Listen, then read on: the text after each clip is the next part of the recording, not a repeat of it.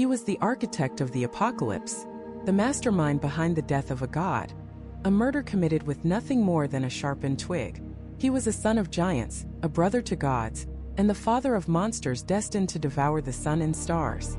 We think we know him, the trickster, the liar, the shape-shifting agent of chaos with the devilish grin. But what if everything we've been told is a carefully constructed lie? What if the most infamous villain in all of mythology wasn't a villain at all? What if he was the victim of a divine conspiracy? A cosmic betrayal so profound it would ignite the final war between gods and giants, and burn the 9 realms to ash.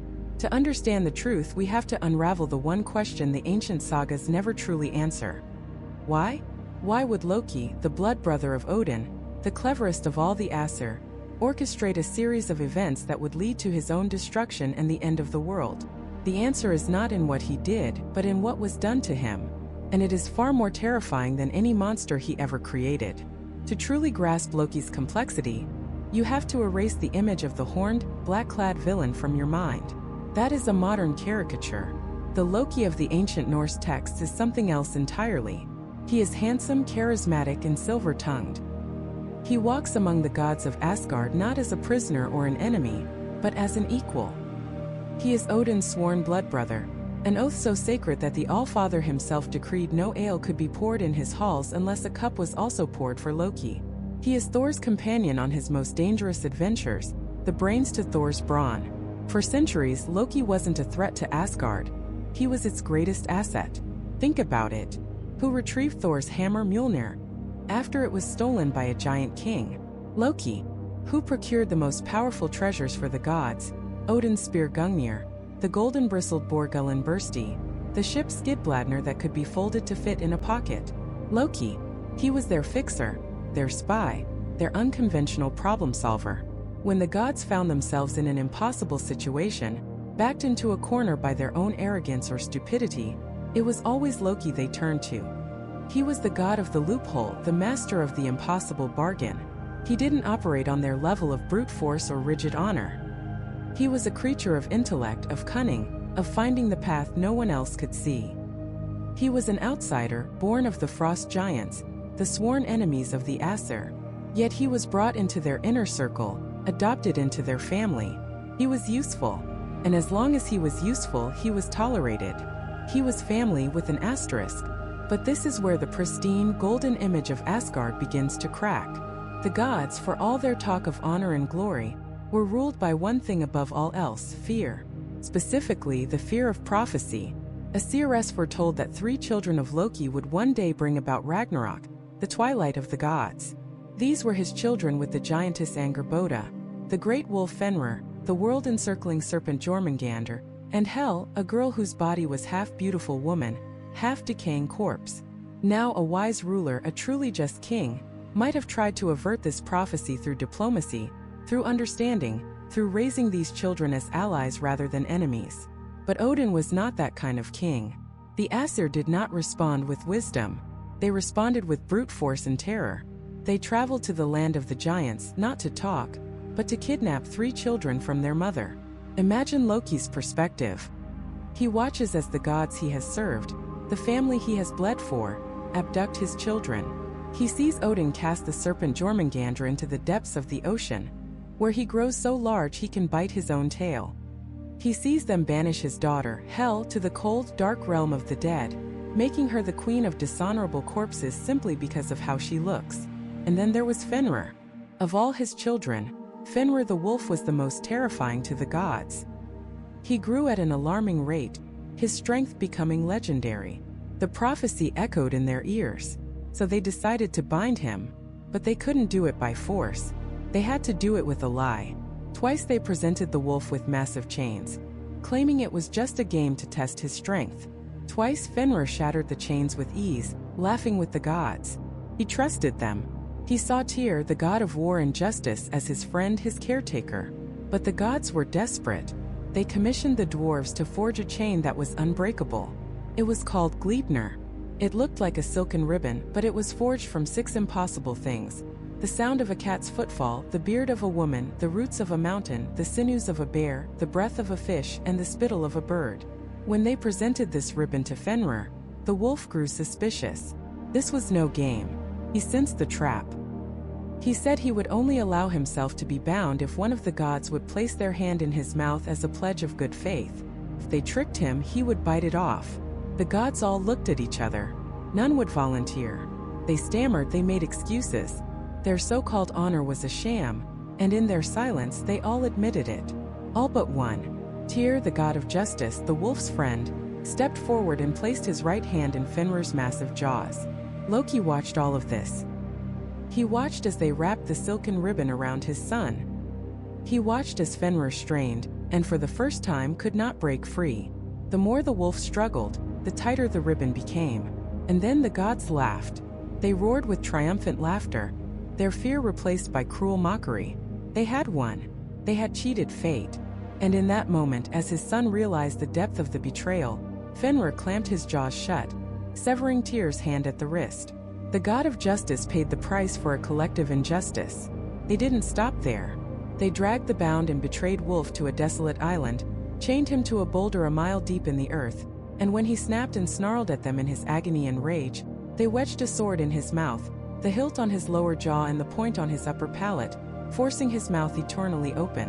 The saliva that foamed from his tortured mouth formed a river called Vand, the river of expectation. And there they left him. To wait. To hunger. To hate. This was the turning point. This was the moment the seeds of Ragnarok were not just sown, but watered with the blood of a broken oath. Loki witnessed the ultimate hypocrisy of the Aesir. They who prized honor above all else, who built their world on the foundation of oaths and laws, had lied. They had betrayed a bond of trust to neutralize a threat that only existed in a prophecy. They punished his children not for any crime they had committed, but for the crime of being born. They showed Loki that their laws, their honor, their entire system of justice was a weapon they used to protect themselves and nothing more. He learned that day that in Asgard there are two sets of rules, one for them and one for everyone else. And he, the outsider, the giant's son, would always be on the wrong side of that line. The laughter of the gods as they tortured his son became the soundtrack to his simmering rage. It was a debt. And Loki, the master of bargains, always ensured debts were paid in full.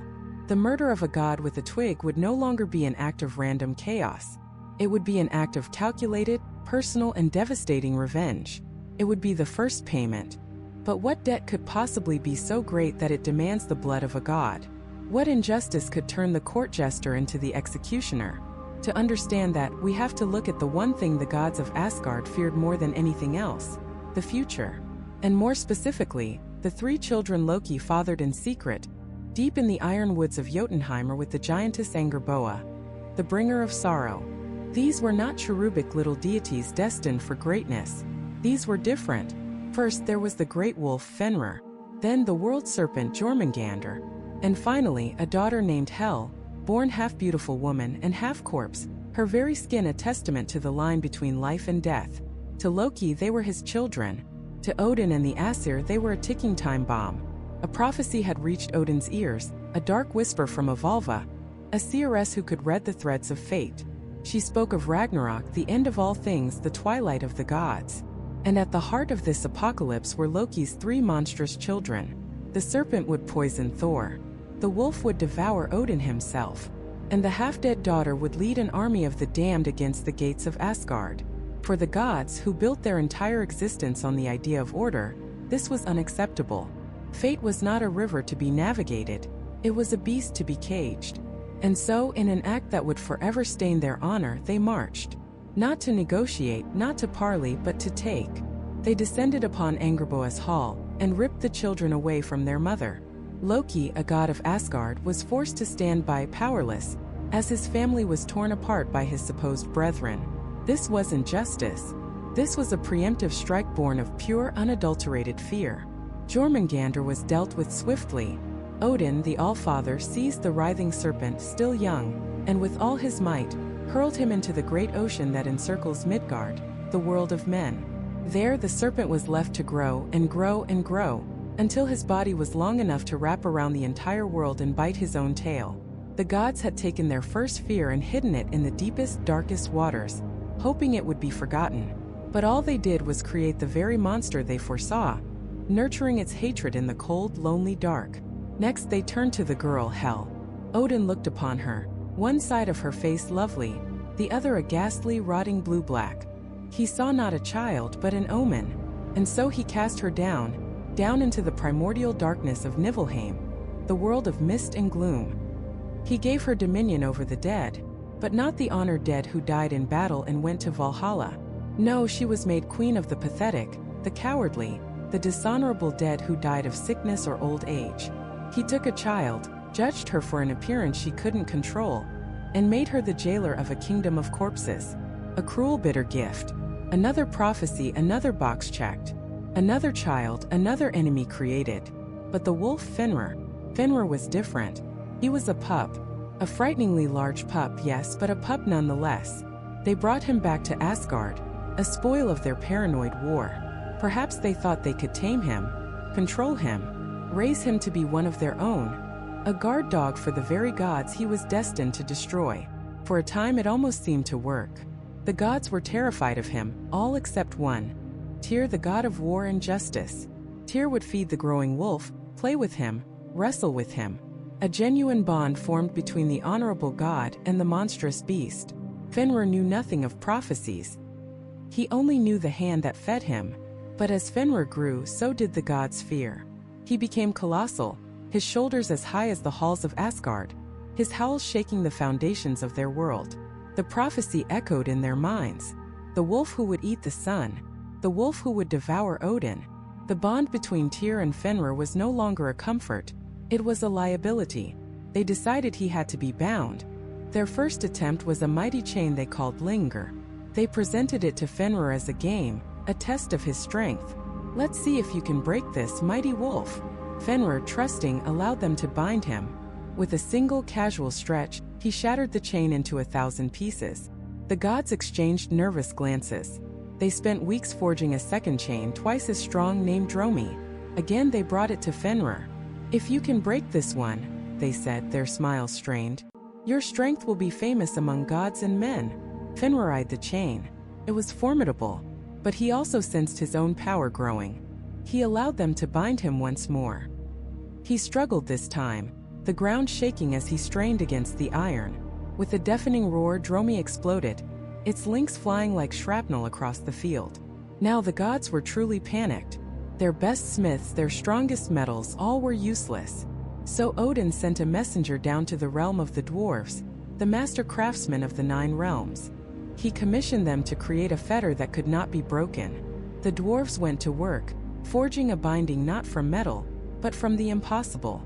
It was made from 6 mythical ingredients: the sound of a cat's footfall, the beard of a woman, the roots of a mountain, the sinews of a bear, the breath of a fish, and the spittle of a bird.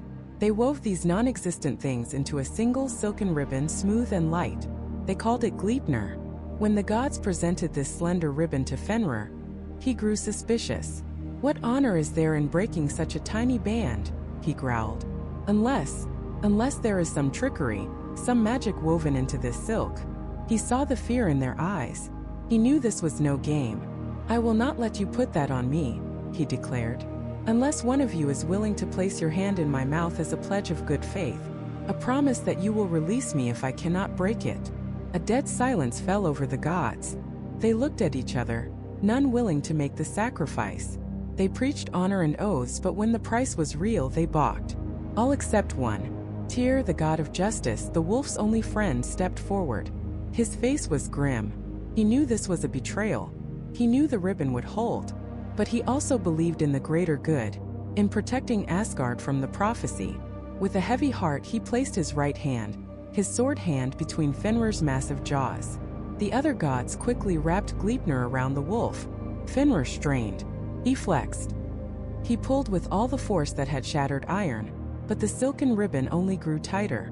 The more he struggled, the stronger it became. He was trapped. And as he realized the truth, the gods, his captors, began to laugh. They laughed at his struggle, at their own cleverness. All except Tyr, who stood silent, his face a mask of pain and regret. In a final desperate act of fury and betrayal, Fenrir snapped his jaws shut. Tyr's hand was severed at the wrist. The gods had done it. They had contained the threat.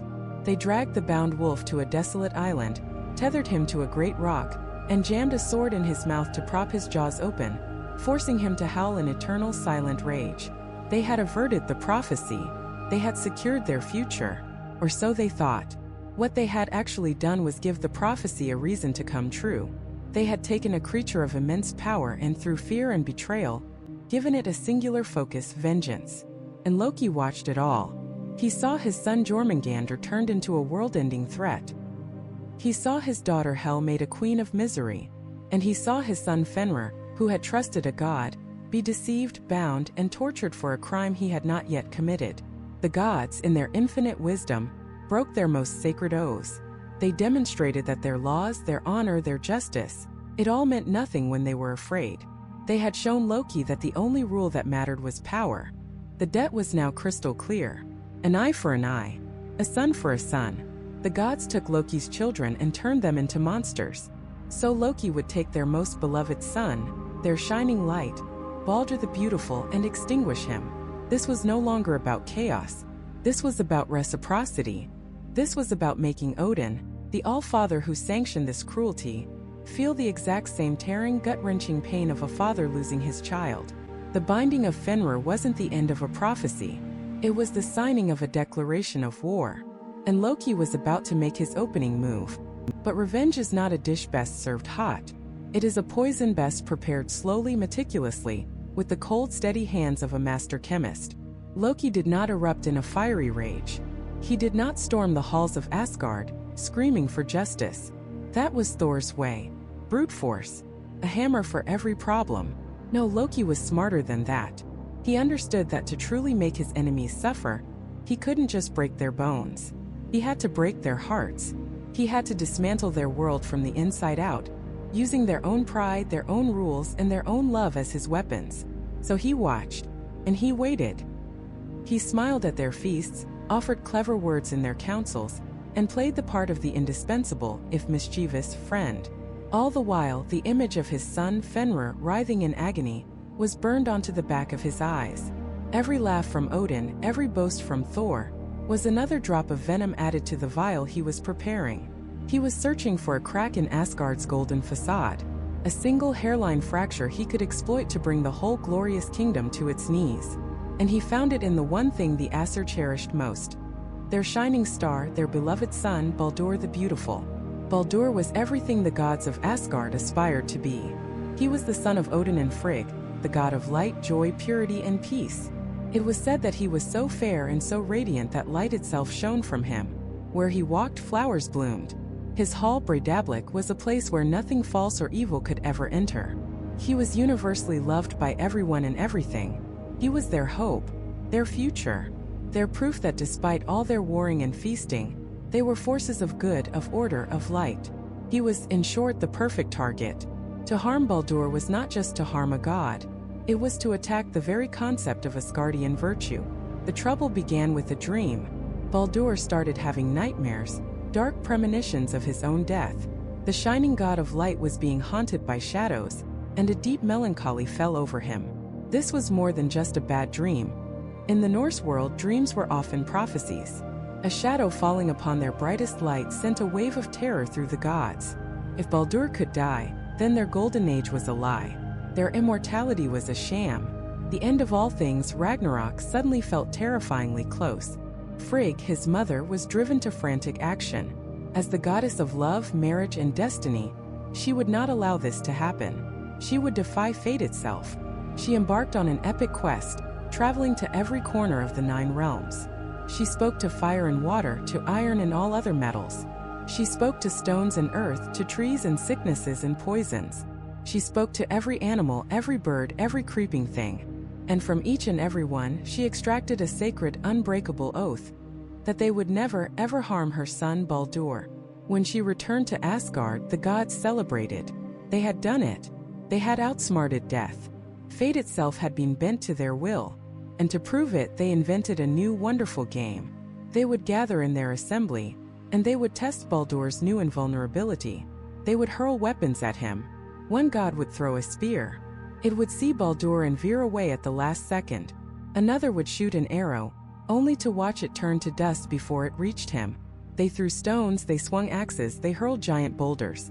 and each and every time, the object would refuse to harm the shining god. Baldr would stand in the center of it all, smiling, bathed in light, as a hailstorm of lethal weaponry harmlessly flew past him. And the gods would roar with laughter and relief. It was the ultimate display of their power, their triumph over the forces of darkness and chaos. And Loki watched. He watched this game, and a slow, cold smile spread across his face. The irony was so thick, so grotesquely perfect, he could almost taste it. They made a sport, a joyful spectacle, out of the very invulnerability they had so cruelly denied his own son. They chained Fenrir for what he might do, then laughed as they hurled axes at Odin's son, confident in his safety. They saw this as a celebration of life. Loki saw it as an invitation. Disguising himself as an old woman, a stooped and frail crone, Loki went to visit Frigg in her hall.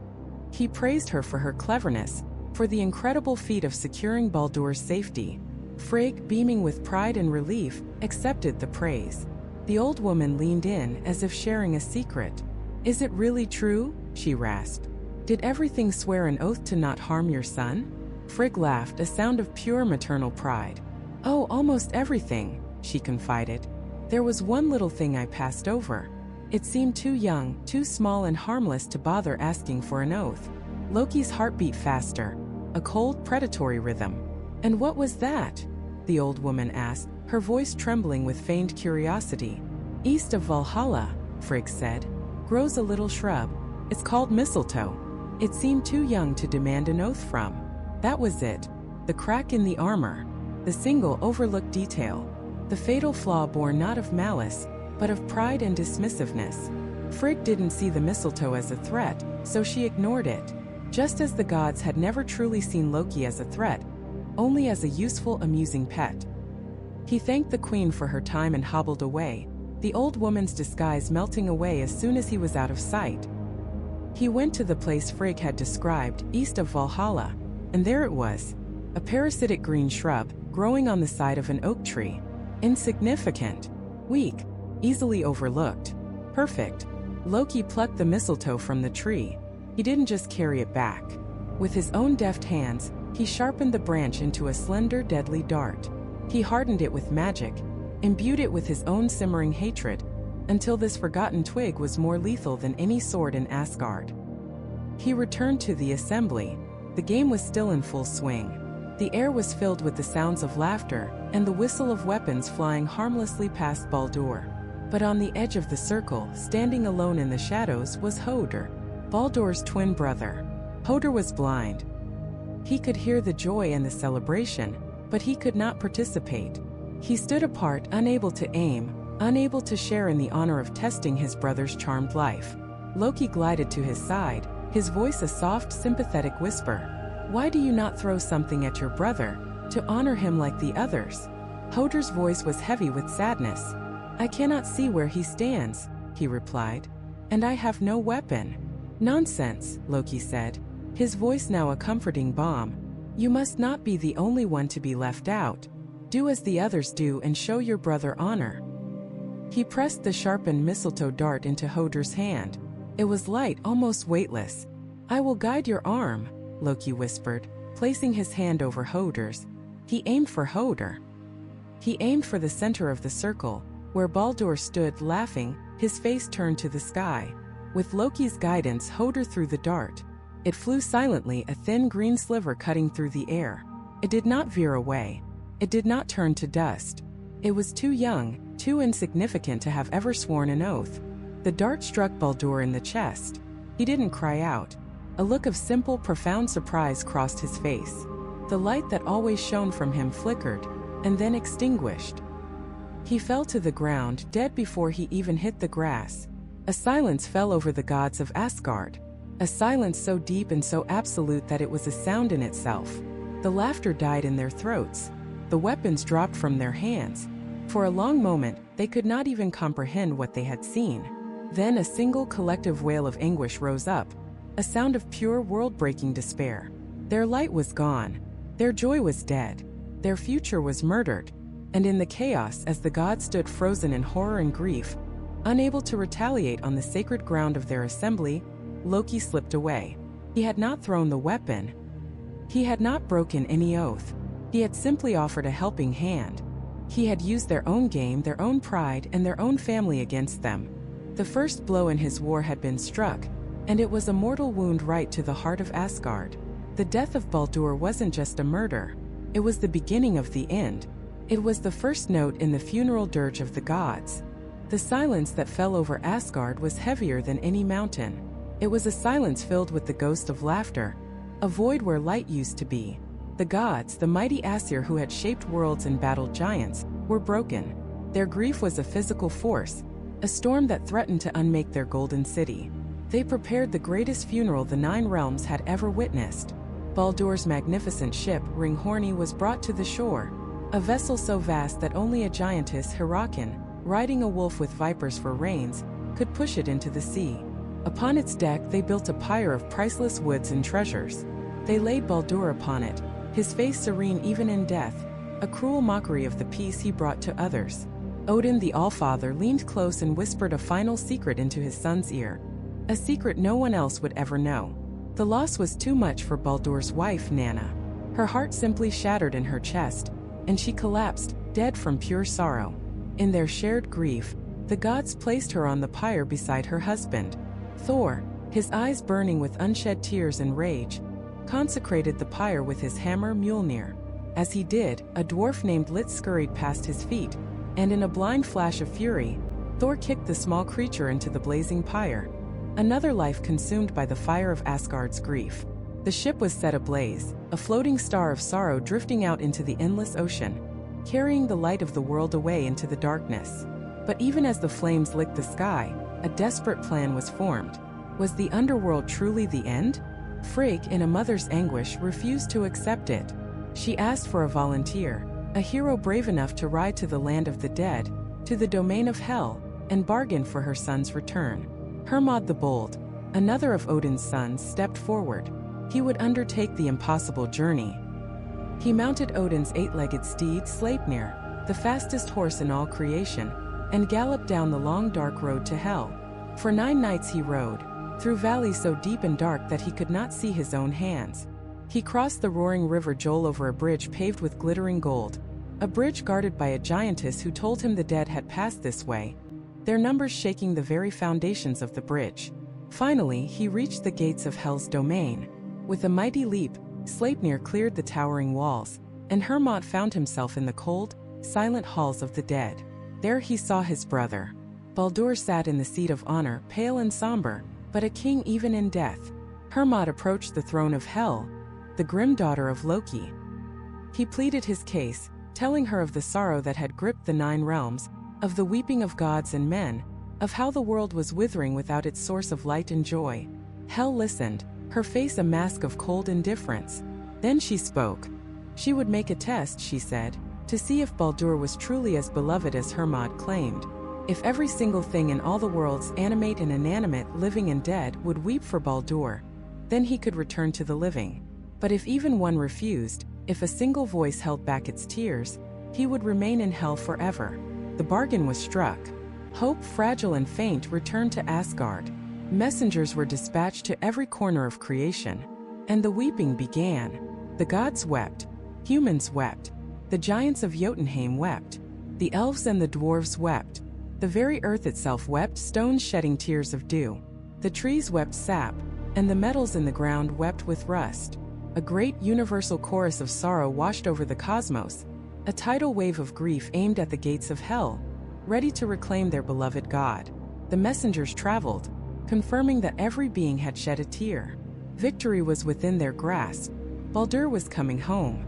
On their way back to Asgard triumphant, they found a lone giantess sitting in a cave. Her name, she said, was Thok. They told her the joyous news and asked for her tears to complete the spell. The giantess just sneered. Thok will weep dry tears for Baldr's funeral, she cackled. Let Hel hold what she has. And with that she refused. One voice, one holdout, and the bargain was broken. The gates of Hel slammed shut, and Baldr was lost forever. The messengers stood in stunned silence, the cruelty of it washing over them. And in the giantess's cold, mocking eyes, they saw a familiar, hateful glint. They knew with a certainty that chilled them to the bone that this was no giantess. It was Loki in disguise, He hadn't just murdered Baldr. He hadn't just engineered his death out of spite. He had been given a chance to undo it, a chance for the world to heal, and he had spat in its face. He had traveled to that cave for the sole purpose of standing between the world and its salvation. This was the final betrayal. This was the act that severed any last thread of kinship or loyalty. The rage of the gods, which had been a smoldering fire of grief, now exploded into a white-hot inferno of vengeance. There would be no trial, no negotiation, only a hunt. Loki knew what was coming. He fled, running to a remote mountain where he built a house with 4 doors, so he could watch for his pursuers from all directions. During the day, he would transform into a salmon and hide in the waters of a nearby waterfall. His mind, always working, always inventing, contemplated how the gods might try to catch a fish like him. And in doing so, sitting by his fire, he twisted and wove linen threads into a mesh. He invented the world's first fishing net. But then he saw them. The gods were coming. Odin had seen his hiding place from his high throne. In a panic, Loki threw the net into the fire and leaped into the river, transforming back into a salmon. When the gods arrived, the wisest among them, Kvasir, saw the ash pattern of the burned net in the hearth. He understood its purpose instantly. They recreated Loki's invention and dragged the river with it. Twice, the clever salmon dodged or leaped over the net, but the third time they cornered him. Thor, with his lightning-fast reflexes, lunged into the water and grabbed the slippery fish, his grip so tight around its tail that to this day, salmon are tapered at the end. They had him. The trickster's luck had finally run out. They dragged him, thrashing and cursing, to a dark, desolate cave. And what they did next was a horror born from absolute hatred. They brought Loki's 2 sons, his children with his wife Sigyn. They seized one valley and through dark magic transformed him into a slavering, ravenous wolf. In his maddened state, the wolf turned on its own brother, Narfi, and tore him to pieces before Loki's very eyes. The gods then took the entrails of their murdered child, and through some terrible sorcery, turned them into chains of unbreakable iron.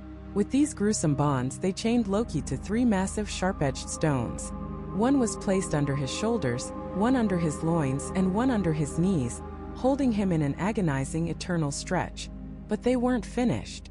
The giantess Skadi, still seeking revenge for her father's death, brought a monstrous, venomous serpent and fastened it to the rock face directly above Loki's head. The snake's mouth hung open, dripping burning acidic venom, drop by agonizing drop, directly onto his face. This was to be his fate until the end of time, to be bound by the remains of his own son and tortured by a ceaseless burning poison.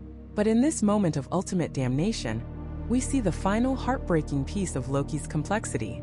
He was not alone. His wife Sigyn, whose son had just been murdered to create his bonds, did not abandon him.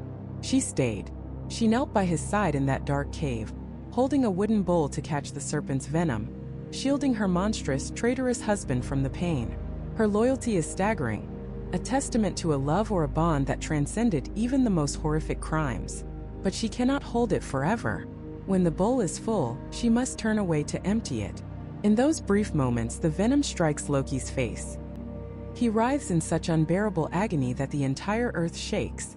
And that, the Norse said, is the cause of earthquakes. The world itself trembles with the torture of the god who broke it. And there he lies, bound and broken, waiting for the day when his bonds will snap and he will rise to lead the armies of darkness in the final cataclysmic war, Ragnarok. But this waiting is not passive. It is an act of pure, distilled will. Every drop of venom that sears his face is a reminder. Every tremor from his wife's loving hands is a countdown. While the gods of Asgard try to forget, try to rebuild the fragile piece he shattered, Loki remembers. He is the world's living memory of its own hypocrisy, its own cruelty, its own inevitable end. And with every beat of his suffering heart, that end draws closer. The prophecy of the Valva, the seeress who laid bare the entire timeline of the cosmos for Odin, spoke of this time. It wasn't a warning, it was a schedule, a divine appointment with annihilation. And the first signs begin not with a bang, but with a bitter, creeping cold. It is called Fimbulwinter, the Great Winter. There is no spring to follow it, no summer, no autumn. For 3 straight years, the sun is a pale, useless coin in the sky, offering no warmth. Snow falls in relentless sheets, burying the world. The winds don't just howl. They scream with the fury of trapped spirits. All bonds of kinship, the very glue of society, dissolve in the face of this endless frost. Brother turns against brother for a scrap of food. Fathers kill their sons. Oaths, the most sacred principle in the Norse world, become meaningless words, frozen and shattered in the air. This is the world Loki wrought. When he murdered Baldr, the god of light and purity, he didn't just kill a deity. He murdered summer. He murdered trust. He murdered hope. And as he lies bound in his cave, the chaos that reigns in the world above is a symphony to his ears. It is the perfect overture for his return. The very fabric of the cosmos begins to unravel. The great wolf skull, who has chased the sun across the sky since the dawn of time, finally catches his prey. He swallows the sun whole, plunging the world into a terrifying starless twilight. His brother Hati, who has pursued the moon with equal fervor, at last devours it, extinguishing the final glimmer of light. The stars themselves flicker and die, falling from the heavens like embers from a dying fire. The great ash tree Yggdrasil, the pillar that holds the 9 realms together, shudders from its roots to its highest branches. The gods in Asgard feel this tremor, and they know the clock has run out. And then, the children of Loki begin to stir. Deep in his own prison, the monstrous wolf Fenrir, who has grown so immense that his jaws could span the distance from the earth to the sky, feels the weakening of the god's magic. The fetter Gleipnir, the silken ribbon forged by dwarves, a chain made of impossible things like the sound of a cat's footfall and the breath of a fish, begins to fray. For ages he has strained against it, his rage a constant burning furnace. Now, with a final world-shattering heave, the impossible chain snaps. Fenrir is free. His howl of liberation is a sound of pure destruction, a promise of divine blood. Simultaneously, in the dark waters that encircle the world, his brother Jormungandr, the Midgard serpent, awakens from his slumber. So colossal that he bites his own tail, his rage has been simmering for an eternity, poisoned by Thor's constant antagonism. Now he thrashes with apocalyptic fury. He rises from the depths, and the oceans themselves rebel. Tidal waves the size of mountains crash against the shores of Midgard, drowning entire civilizations. The air becomes thick with his venomous breath, a poison that chokes the very life from the land. The serpent is no longer a boundary. He is an invasion, and in the realm of the dead, their sister Hel, the queen of the damned, half-beautiful woman, half-rotting corpse, watches her kingdom swell. The chaos of Fimbulwinter has delivered countless souls to her gates, souls of murderers and oathbreakers, filling her halls to overflowing. Her army is ready. All they need is their general. Back in the cave, the final great earthquake hits.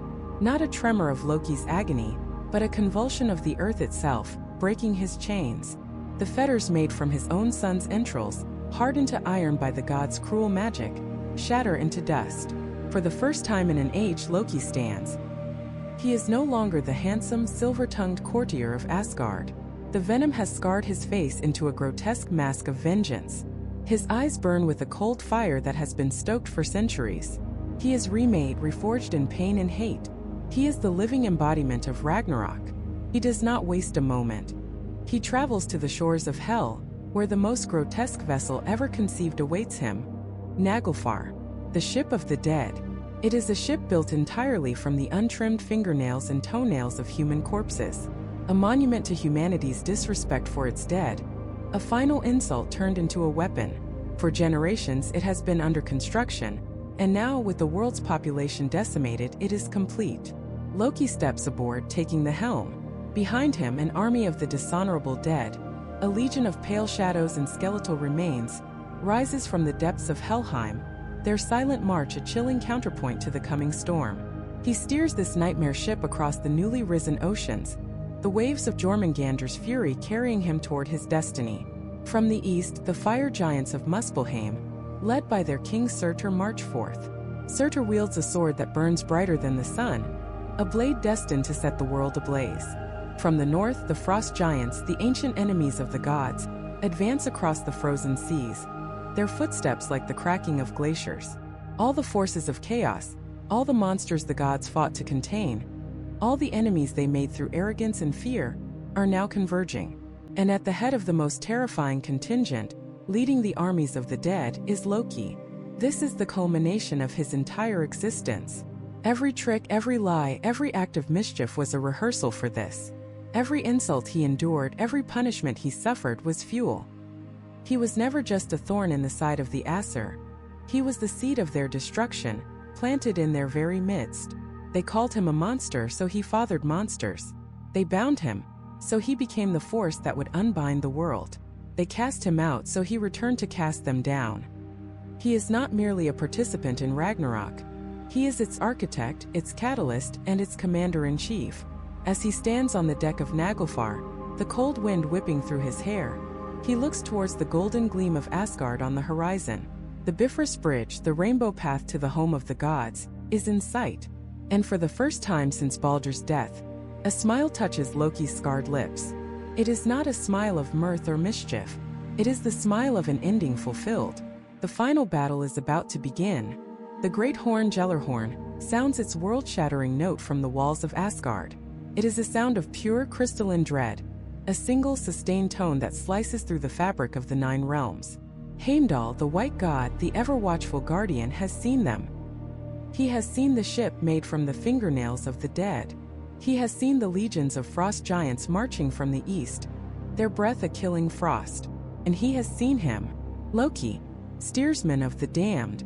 As Naglfar grinds against the shores of the Vigrid Plain, the battlefield at the end of the world, Loki steps onto the land of the gods for the last time. He does not look at the golden halls or the soaring spires. He already knows they will burn. His gaze is fixed on the figure standing at the head of the Bifrost Bridge, bathed in its shimmering rainbow light. Heimdall, the perfect soldier, the embodiment of order, of duty, of the rigid, unyielding system that Loki has sworn to shatter. There is a universe of hatred between them. It was Heimdall who hunted him, Heimdall who bound him, Heimdall who stood sentinel over his long, agonizing torment. But it goes deeper than that. Heimdall can see for 100 leagues, hear the grass grow, and requires less sleep than a bird. He is the ultimate guardian, the perfect system of surveillance. And Loki is the ultimate loophole, the crack in the wall, the secret that cannot be kept. They are antithetical. One cannot exist in a world where the other thrives. The armies of Asgard, the Einherjar, the honored dead brought to Valhalla, pour forth to meet them. They are a glorious sight, a tide of shining mail and flashing steel. But Loki's army is different. He leads the dishonored dead, the pale legions of hell, those who died of sickness and old age, the forgotten and the unglorified. He leads the giants, the ancient enemies of the gods, raw, chaotic, elemental forces. He is the champion of the outcasts, the king of the rejected. Every soldier at his back is a testament to the Aesir's failure, a ghost of a broken promise or a forgotten oath. But this grand battle is just a backdrop. The true war, the one that matters, is fought between 2 figures. Loki walks forward, and Heimdall steps down from the bridge to meet him. The chaos of the battlefield seems to quiet, to recede, as they approach one another. This is personal. This is prophecy. Heimdall raises his sword, Hofund. Loki draws his own blade, Levitine, the wounding wand, a weapon rumored to have been forged in the fires of hell itself. There are no words. What is there to say that hasn't been screamed in silence over millennia of resentment? Their first clash is not the ring of steel on steel. It's the sound of 2 fundamental concepts colliding: order versus chaos, stasis versus change, the Watcher versus the Trickster. Heimdall fights with perfect precision. Every block, every parry, every thrust is a textbook execution of the warrior's art. He is predictable in his perfection. He is the wall that has always stood. But Loki is a whirlwind. He doesn't fight like a god or a giant. He fights like a cornered animal, like a wildfire. He ducks under a swing that would have decapitated anyone else, feints, and comes in low with a slash at Heimdall's legs. He uses tricks, misdirection, handfuls of dirt thrown in the eyes. He fights dirty. He fights to win. And as they fight, the hypocrisy of it all burns in Loki's mind. The gods call him an oathbreaker, a liar. But what of their own oaths? Odin, the Allfather, swore a blood oath with Loki, making them brothers. An oath to share every drink, to face every danger together. Where was that oath when they were dripping venom onto his face? Where was that brotherhood when they murdered his child Narfi, and used his own son's entrails to bind him to a rock? They call him a monster for siring Fenrir, Jormungandr, and Hel. But they are the ones who feared them, chained them, cast them out into darkness simply for what they might one day become. They punished his children for the crime of existing, for the sin of being his. And in doing so, they created the very monsters they feared. They wrote this prophecy in the blood of his family. He is simply playing the part they assigned him. Heimdall presses the attack, his strength immense, his resolve absolute. He is defending his home, his way of life, the very structure of the cosmos. In his eyes, Loki is pure entropy, a force of mindless destruction. He cannot see the pain. He cannot see the cause. He sees only the effect, the end of all things. He fights for the world as it is. Loki fights for a world that can be, even if that new world must be built on the ashes of the old. He parries a blow from Hofund, the force of it jarring him to the bone. He sees not just Heimdall but all of them. He sees Thor, the brutish simpleton who solved every problem with a hammer. He sees Tyr, the god of justice who sacrificed his own hand to trick and bind Loki's son Fenrir. And he sees Odin, the great manipulator, the king who preaches honor while practicing deceit, who broke every rule in his obsessive quest for knowledge and power. They are not gods. They are tyrants. And he, Loki, is the revolution. The fight is a desperate, grinding affair. They are too evenly matched. Heimdall is the unbreakable shield. Loki is the unstoppable force. They wound each other again and again. A deep gash opens on Loki's side. Heimdall's golden armor is dented and torn, his face smeared with his own blood. The perfect guardian is becoming ragged, desperate. The trickster is becoming a berserker, fueled by pure, unadulterated rage. This is the core of Loki's tragedy. To destroy a system he once desperately wanted to belong to. He never asked to be the villain. He played the fool, the helper, the mischievous friend. He brought Thor his hammer, Odin his spear, Sif her golden hair. He was the problem solver. But every solution he provided only further alienated him. He was useful but never one of them. A necessary evil they tolerated until he was no longer necessary. He sees his chance. A moment's overextension from Heimdall. Loki doesn't go for a killing blow. That's not his style. He goes for the throat, but not with his sword. He drops his blade and lunges, his body a weapon, crashing into the white god with the force of a falling mountain. They tumble to the ground, a tangle of limbs and hatred. This is no longer a duel of gods. It's a brawl in the mud at the end of time. Heimdall, stronger and heavier, gains the upper hand, his fingers closing around Loki's throat. But Loki, ever the trickster, has one last gambit. With his free hand, he reaches for a shard of jagged rock, a piece of the battlefield itself. And as Heimdall prepares to deliver the final crushing blow, Loki drives the stone deep into the guardian's chest, right through the mail, right into his heart. A look of profound surprise crosses Heimdall's face. He, the watcher, did not see this coming. He slumps forward, his lifeblood pouring out onto Loki. But in his dying moments, with his last ounce of strength, the god of order fulfills his destiny. He thrusts his own sword, Hofund, forward, impaling the trickster beneath him. They are locked in a final fatal embrace. Two enemies, two opposites who could not live without each other, and who could only die together. Loki lies on the blood-soaked ground, the cold steel of Heimdall's sword pinning him to the earth. The sounds of Ragnarok, the howling of Fenrir, the roar of the world serpent, the clash of a million swords, begin to fade. He can feel his life ebbing away, a cold tide pulling him under.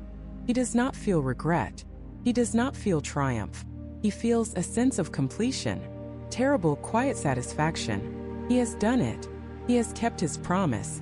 He has pulled the pin from the cosmic grenade. The gods created their own destroyer, and today, their creation did not disappoint them. As the darkness takes him, his final thought is not of vengeance but of balance. They took his children. He took their world. An eye for an eye. A family for a future. The board has been wiped clean. As Loki's last breath rattles in his chest, the great world tree Yggdrasil shudders to its very roots. The first of the great gods has fallen, and the architect of the end has played his final, devastating move. But his death is not an end. It is a key turning in a lock. The final note in a symphony of destruction that now begins its crescendo. With Loki gone, the intricate spells and bindings woven by the Aesir to hold back the inevitable begin to unravel like a fraying tapestry. The first to break are the chains on his children.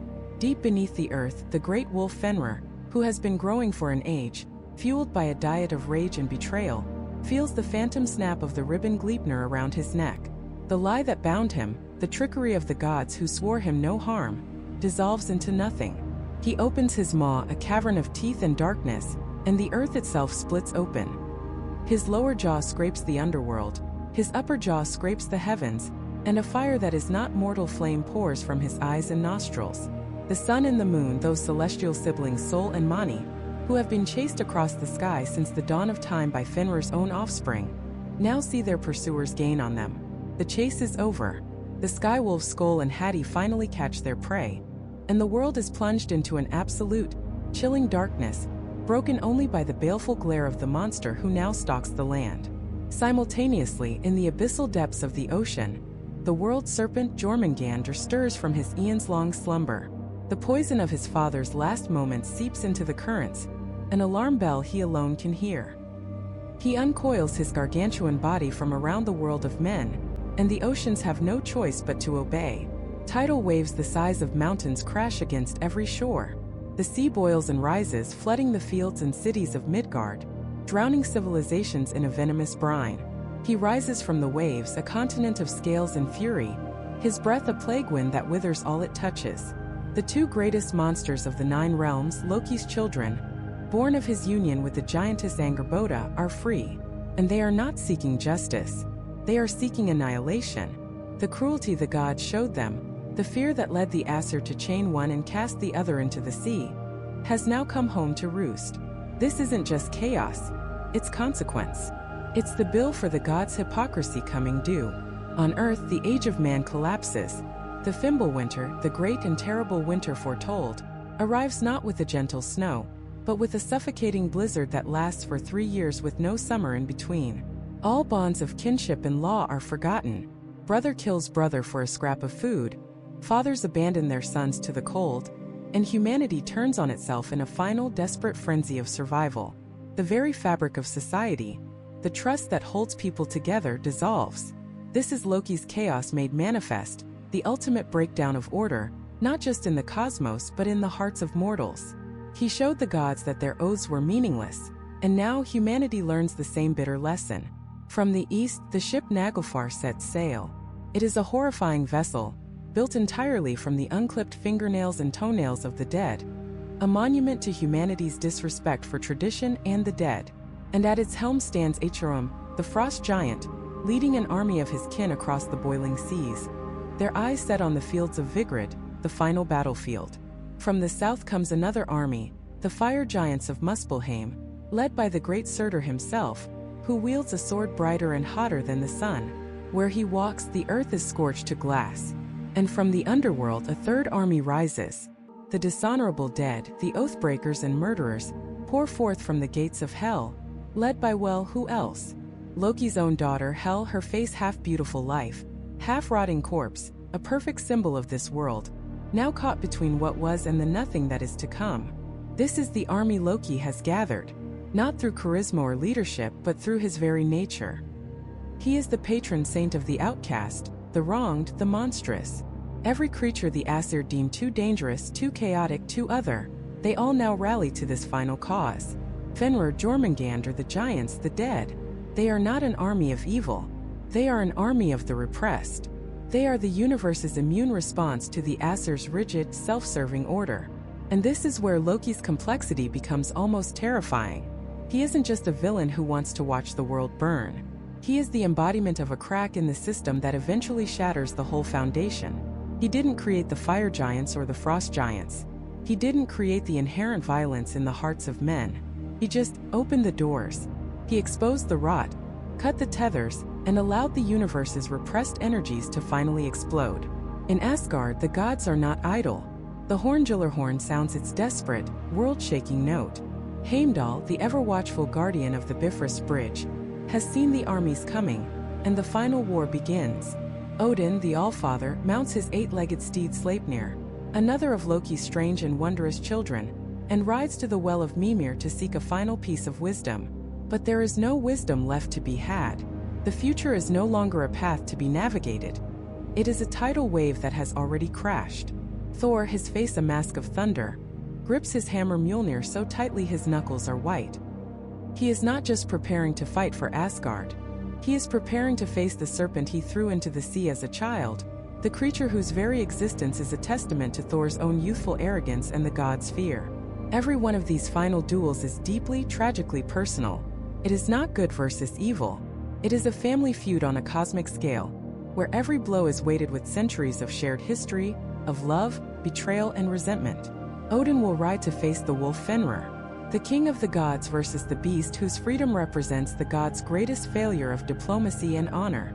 The All-Father, the master of runes and knowledge, versus the pure, untamable primal rage he tried and failed to control. Tyr, the god of law who sacrificed his own hand to bind Fenrir, will face Garm, the hound of hell. The god who broke an oath for the greater good will fight the guardian of the land of the dishonored. And in all of this, Loki's presence is everywhere and nowhere. He is dead, yet he is the architect. He is the ghost in the machine of the apocalypse. Every roar of Fenrir, every wave churned by Jormungandr, every crackle of Surtur's flame is an echo of Loki's laughter, his pain, his final, all-consuming need to prove that the god's precious order was nothing but a beautiful, fragile lie. He held up a mirror to the Aesir, and they hated him for the reflection. They cast him out, bound him, tortured him.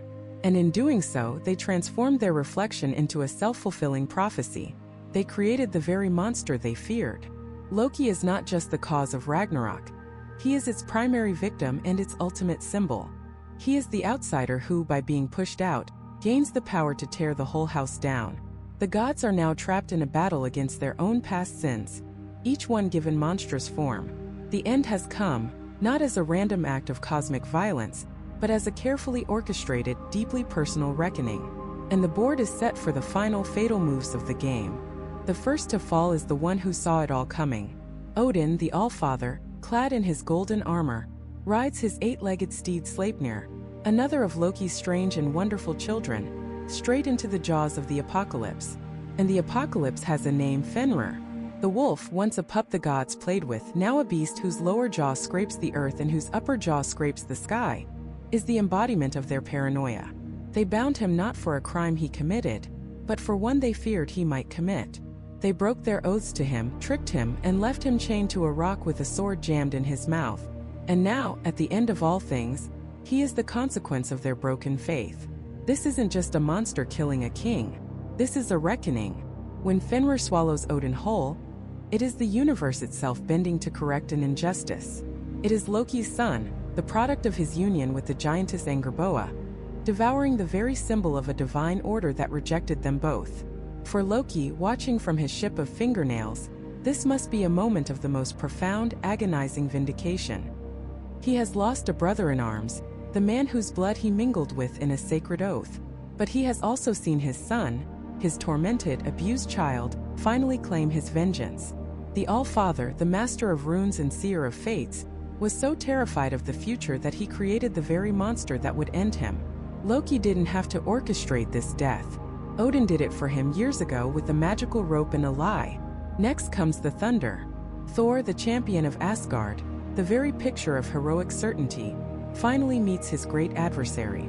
Not a giant, not a troll, but his own nephew, Jormungandr the Midgard serpent.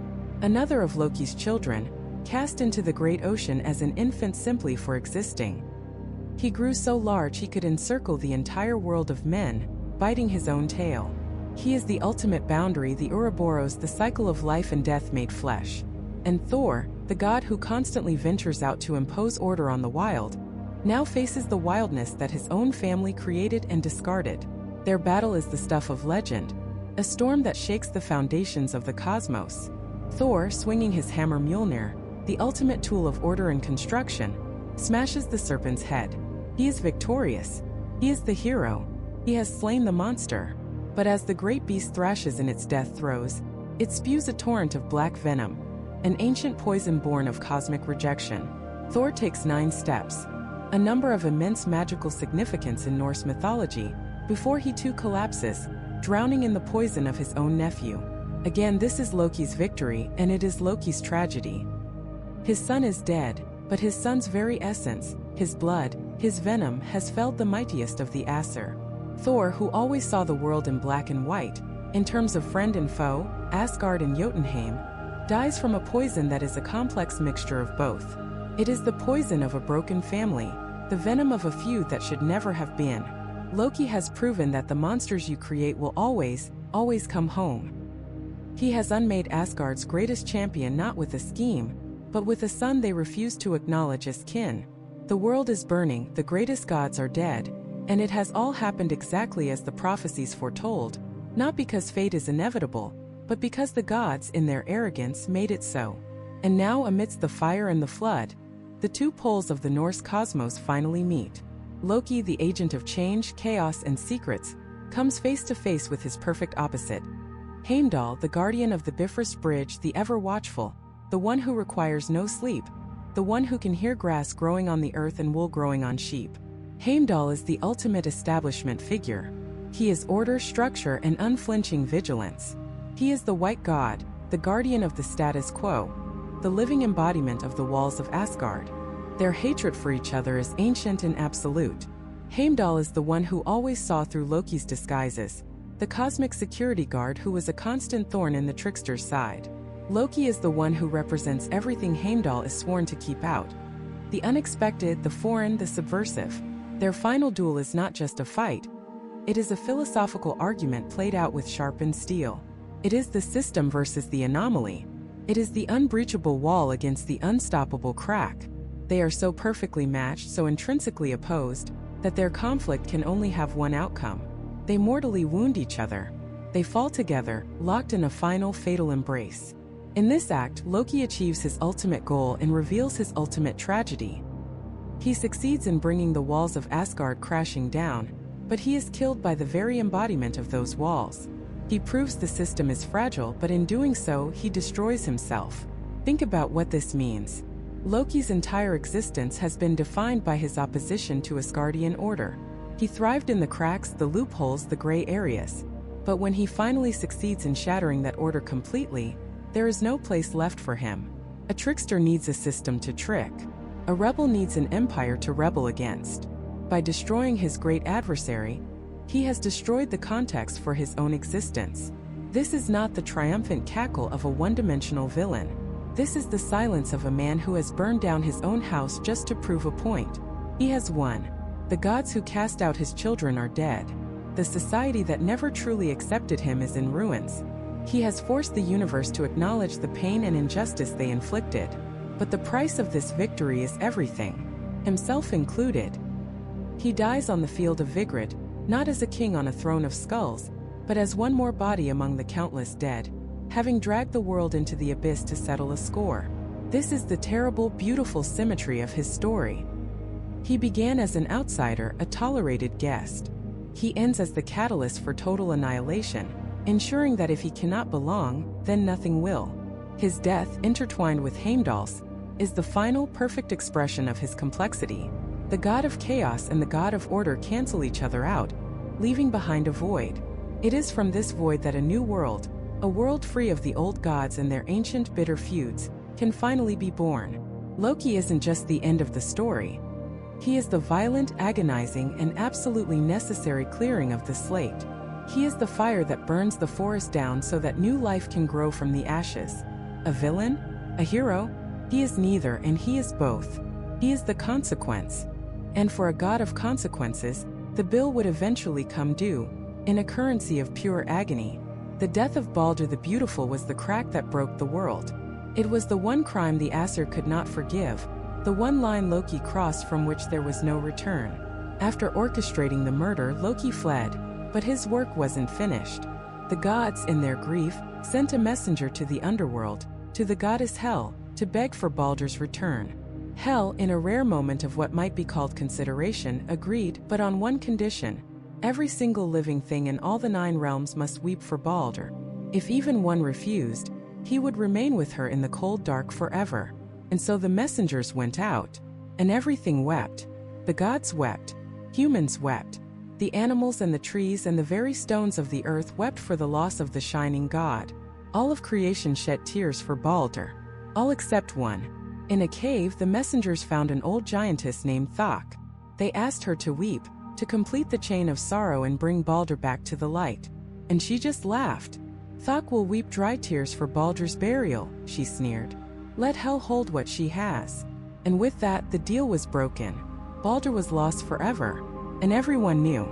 Everyone knew that the cruel, heartless giantess was none other than Loki in disguise.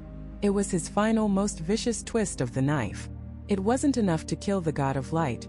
He had to slam the door to his salvation shut, just to watch the hope die in everyone's eyes. This was the final straw. The grief of the gods curdled into a white-hot rage unlike anything the realms had ever seen. The hunt for Loki began.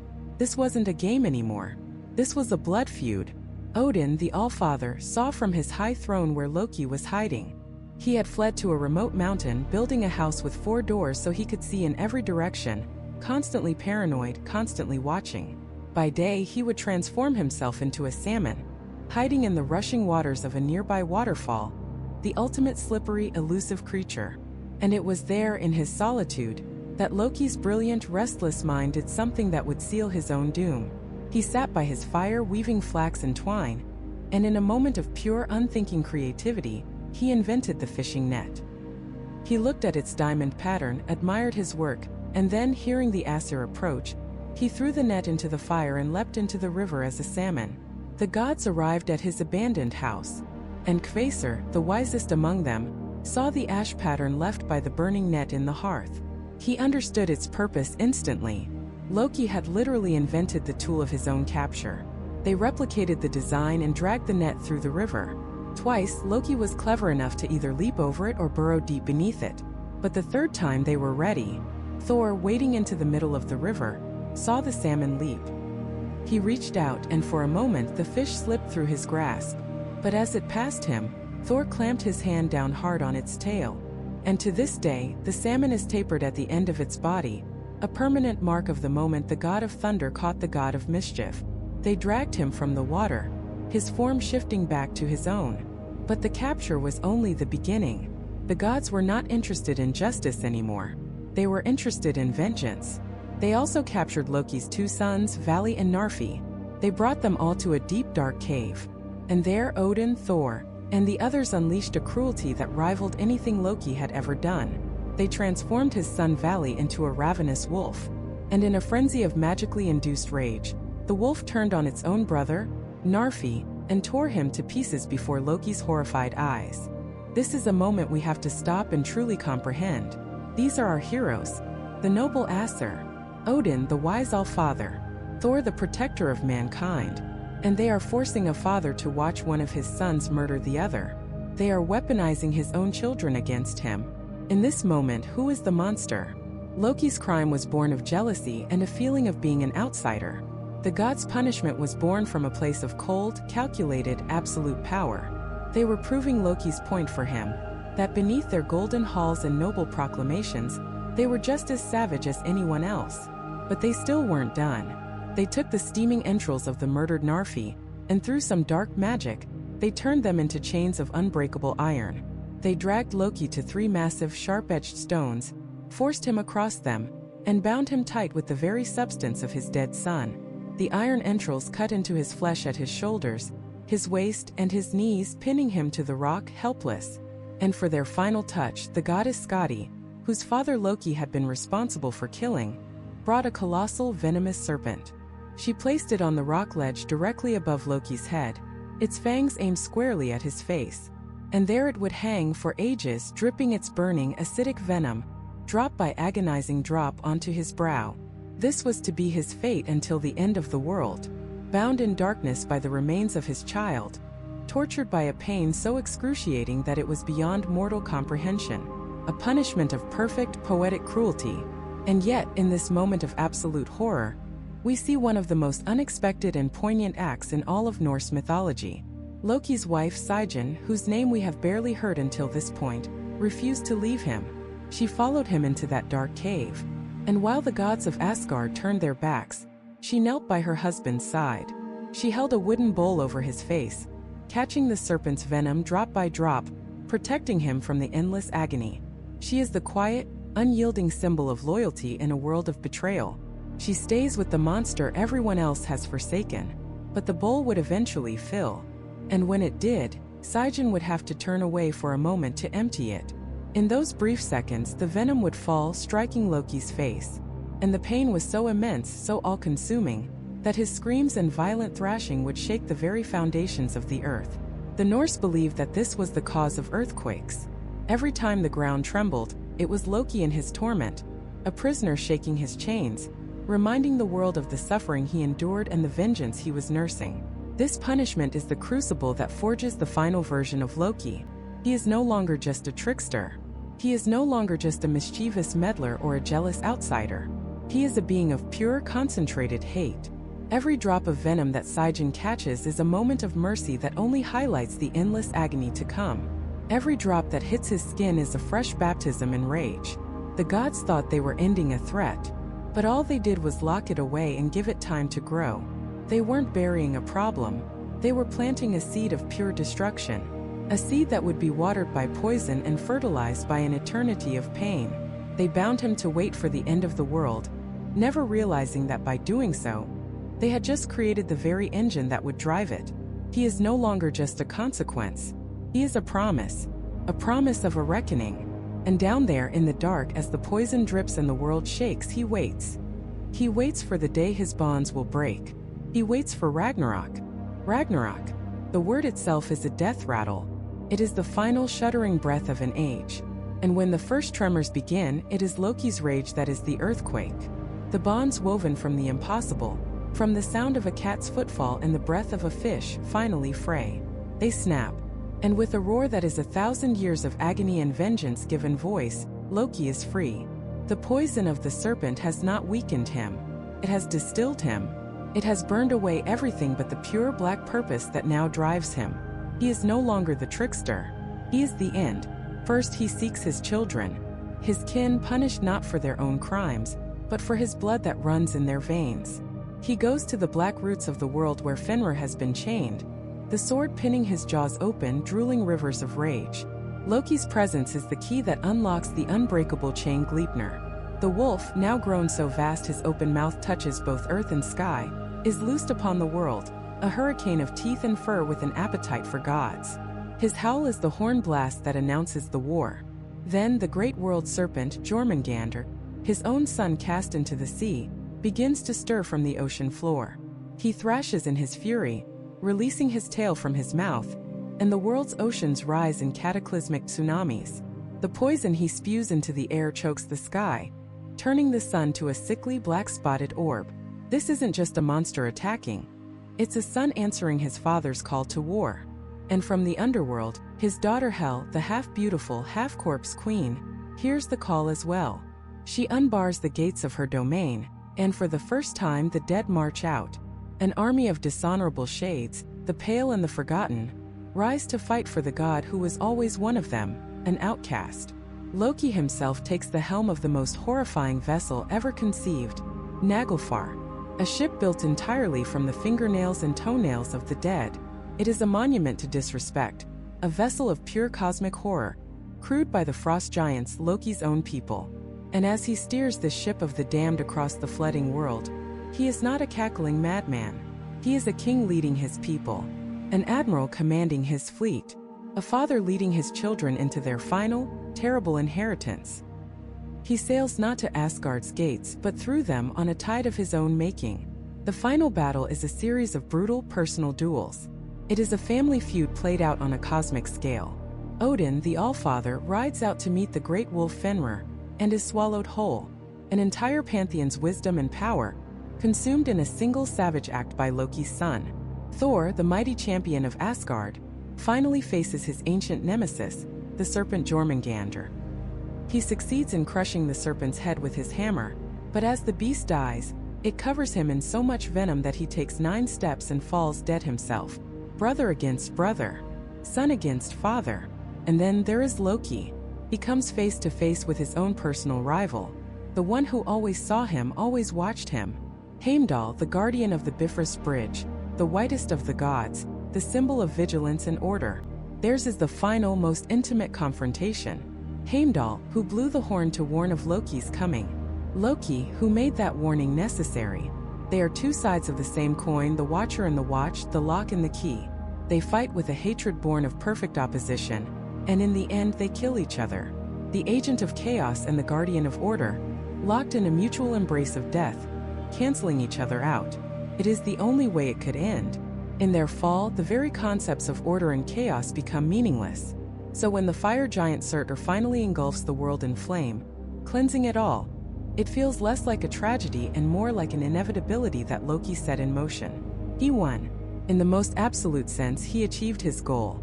He brought down the entire system that had rejected and tormented him. But to leave it there is to miss the point entirely. To call Loki evil is easy. It's also lazy. Loki is not evil. He is a mirror. He is a dark, fractured reflection of the gods themselves. They prized oaths yet broke their own to bind him. They valued family, yet they cast his children into darkness and chained him for an eternity of torture. They used his cleverness, his wit, his chaos to get their hammer back, to build their walls, to gain their treasures, and then punished him for possessing the very qualities they exploited. Loki's villainy did not spring from a vacuum. It was cultivated. It was watered by the Aesir's hypocrisy and allowed to grow in the shadows of their own self-righteousness. Every crime he commits is a reaction to a slight, a betrayal, a wound inflicted upon him by the so-called heroes of the story. He killed Baldr the Beautiful, yes, but he did it to prove that their perfect, untouchable world was a lie, built on a foundation of fear and exclusion. He didn't introduce chaos to Asgard. He simply exposed the chaos that was already there, hiding behind golden walls and boasts of honor. And this is the heart of his complexity.